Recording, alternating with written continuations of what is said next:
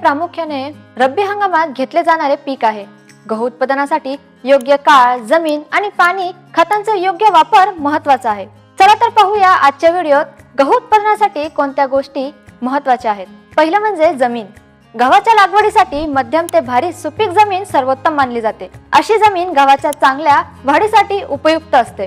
दुसरं म्हणजे पूर्व मशागत। जमिनीची खोल नांगरणी करा आणि वखरच्या 2-3 पाळ्या देऊन जमीन तयार करा। तसेच जमिनीतून कचरा वेचून टाका, ज्यामुळे पीक चांगले वाढते। पेरणीची वेळ। पेरणी करण्यासाठी पुरेशी थंडी सुरू झाल्यावर नोव्हेंबर 20 पर्यंत बियांची पेरणी करावी आणि उशिरा पेरणी करायची असल्यास 15 डिसेंबर पर्यंत पूर्ण करावी। लागणारे बियाणे तेही प्रति हेक्टर। साधारण पेरणीसाठी 100-120 किलो प्रति हेक्टर, तर उशिरा पेरणीसाठी 125-150 किलो प्रति हेक्टर। आता पाहूया पेरणीचे अंतर।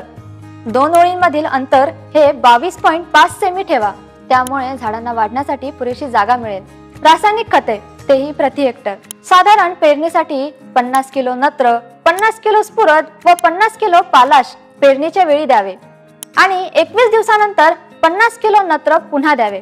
उशिरा पेरणीसाठी 40 किलो नत्र, 40 किलो स्फुरद व 40 किलो पालाश वापरावे आणि पेरणीनंतर पुन्हा 21 दिवसांनी 40 किलो नत्र द्यावे। आंतर मशागत।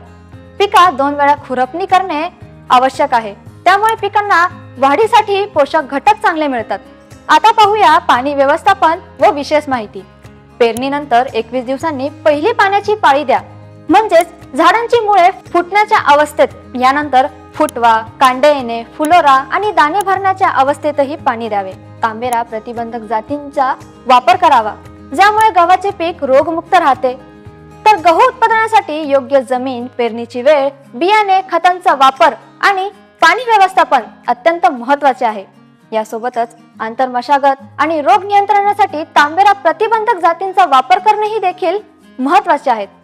ही माहिती तुम्हाला माहिती होती का? आम्हाला नक्की कमेंट्स मध्ये सांगा आणि अशाच काही नवनवीन माहितीसाठी किसान राजला बघत रहा। किसान राज, किसान राज।